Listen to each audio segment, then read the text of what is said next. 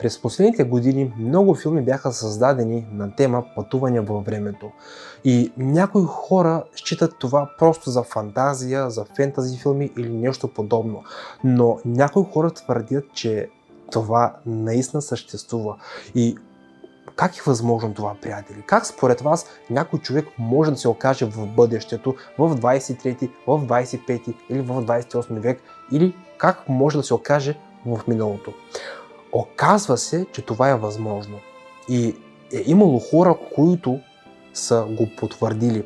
И именно днес в този видеоклип ще споделя с вас именно за такива личности, които са споделили какво са видяли в миналото и в бъдещето. Видеоклипът ще е много интересен. И ако вие сте на подобно мнение в края на видеоклипа, бих се радвал за един лайк, един коментар и абониране с камбанка. Сега ви желая приятно гледане, приятели! Възможността за пътуване във времето в продължение на много години е вдъхновила мнозина. Идеята за преодоляване на линейната бариера на времето и пътуване до всеки исторически момент е невероятно завладяващо. Въпреки че такава възможност съществува само в научната фантастика или все още съществува в действителност, в научната литература в продължение на много десетилетия многократно е отричана възможността за пътуване във времето. Обаче има хора по целия свят, които искрено настояват, че са пътували във времето, в различни моменти от историята. Подобни истории често предизвикват разделение на хората. Някои хора вярват, че тези твърдения са верни и че пътуването във времето е напълно възможно. И много други обаче твърдят, че това е невъзможно. В днешното видео бих искал да ви разкажа за хора, които са пътували във времето.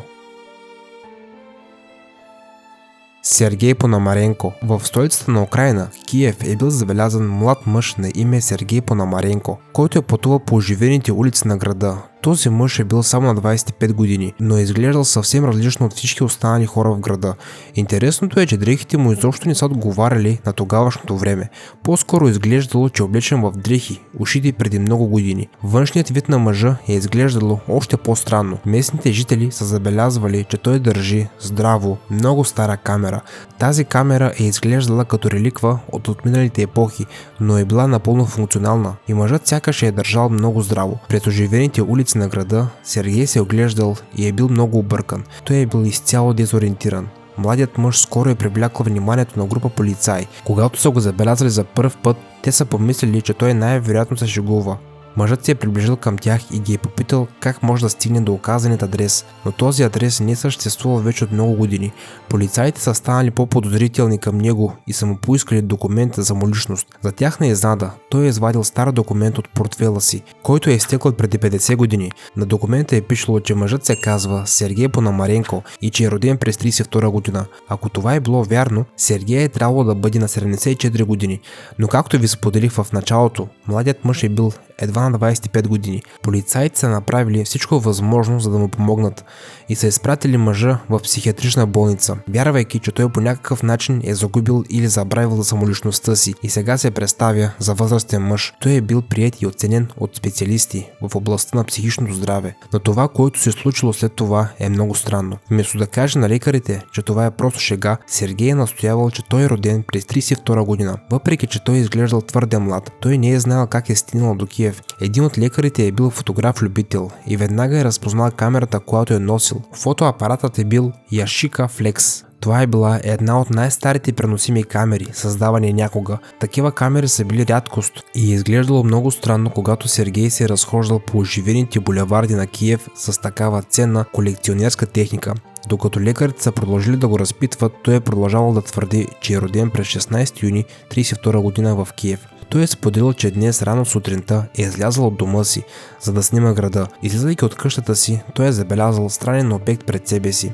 Имал да е кръгла форма. Обектът е стоял няколко минути във въздуха и след това Сергей бързо се е дезориентирал и се е озовал на непознато място. Той е споделил също, че районът в общи линии е приличал на родният му град, въпреки че се е променил много в сравнение с преди. Той е обяснил, че много магазини и автомобили са му непознати. Именно заради това той е обикалял по киевските улици. Лекарите не са приели сериозно неговите изявления и са заключили, че той просто бълнува. За да се уверят в това, лекарите са взели камерата му, след което са направили експертни анализи, които експерти са потвърдили, че Сергей има много странни снимки на улиците на Киев. Те са били заснети така, както са изглеждали преди 50 години. Обаче загадката ни приключва тук. Докато лекарите са продължили да изучават снимките, на една от снимките на заден план са забелязали нещо много странно. Изглеждало е като някакъв въздушен обект и най-интересното е, че това е било именно точно този обект, за който Сергей им е говорил. Вечерта Сергей е бил преместен в отделението и е бил заключен. Когато лекарите са разработвали план за лечението му, отделението е било изолирано и на прозорците отвън е имало решетки. Пациентът по никакъв начин не е можел да избяга или да скочи от прозорците и теоретично е било невъзможно да се избяга от това отделение. На следващата сутрин обаче Сергей не се е оказал в отделението. Той не е оставил никакви бележки, лекарите са разполагали само с снимките и нищо повече. При 60-та година неговото семейство е обявил Сергей за безследно изчезнал.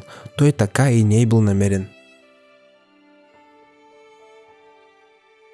Алфред Биелик. Експериментът в Филаделфия е излязъл през 1984 година в сътресенията на Втората световна война, докато правителството на САЩ работи по строго секретен проект, който комбинира свръхестествени елементи с реални военни тактики, за да отвлече вниманието на вражеските сили и да ги направи уязвими за атака. От тази армия флотът е разработил нов тип технология, която ще попречи на военните им кораби да бъдат забелязани на радара, но пътниците са били сериозно ранени, твърдейки, че са имали свръхестествено преживяване след инцидента. Някои членове на екипажа са били сериозно ранени, докато други членове на екипажа са били обявени за клинично луди. Алфред Биелик е човекът, който е видял експеримента в Филаделфия през 80-те години на миналия век.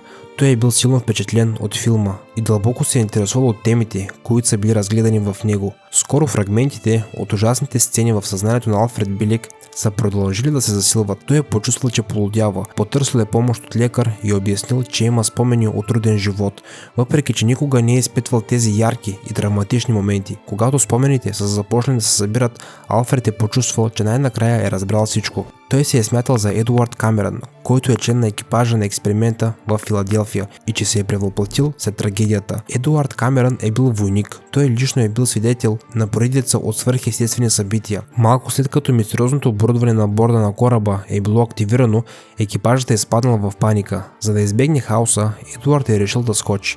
Едуард Камерън твърди, че е изпратен от правителството за пътуване във времето. Много пъти Алфред е твърдял, че казва истината и че всички тези събития наистина са се случили. Пол Динах. Швейцарец на име Пол Динах се е завърнал след пътуване във времето в 21 година. Той е бил в кома за около година, но когато се е събудил, той е имал обширни познания в областта на физиката. Той никога не е учил физика и не е работил в областта нито един ден през живота си. Как тогава се е случило така, че обикновен човек да изпадне в кома за една година и след това да се събуди като гений в нова за себе си област? Пол е твърдял, че когато е изпаднал в кома, душата му се е преместила в тялото на мъж на име Андрю Нортън. Андрю е бил учител по физика и е живял през 3906 година. Пол е живял пълноценен живот като Андрю Нортън и през годините е споделял за много събития, които скоро биха се случили в световната история. Той е споделил, че много скоро света ще страда от пренаселеност, глад и изменението на климата сериозно ще повлияе върху света. Той също така е твърдял, че тези идеи са накарали много хора да се откъснат от конвенционалните форми на живот и да създадат нов духовен начин на живот. Той е добавил, че големи области от света ще бъдат унищожени от бъдещата война и че останалите жители на Земята ще се сплотят и обединят. Пол е завършил изявленията си с думите, че хората скоро ще бъдат посетени от извънземна раса, която ще помогне на хората да продължат да оцеляват и просперират. И всеки жител в новия свят ще има дом и достатъчно храна и достъп до безкрайно знание. Когато Пол се е събудил след кома и е разказал своята история, повечето от хората около него са се чувствали така, сякаш той лъже или всички негови твърдения са просто един сън. Въпреки това, Пол е останал на неговото мнение и е намерил малък брой хора, които все още вярват на неговите твърдения. Той е починал 2 години по-късно, през 24-та година.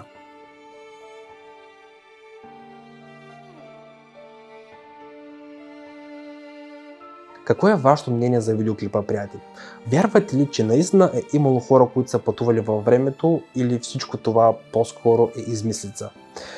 Споделете вашето мнение долу в коментарите. За мен би било удоволствие да прочета вашите коментари и да ви отговоря. Ако видеоклипът ви е харесал, не забравяйте един лайк, един коментар и абониране с камбанка. И преди да си кажем чао, искам да споделя с вас, че това е моят плейлист с всички интересни и качени видеа от мен в YouTube, а това е моят последно качен видеоклип в YouTube. Много е интересен, натискайте и се наслаждавайте. Чао, приятели! И очаквайте съвсем скоро много нови и интересни видеа.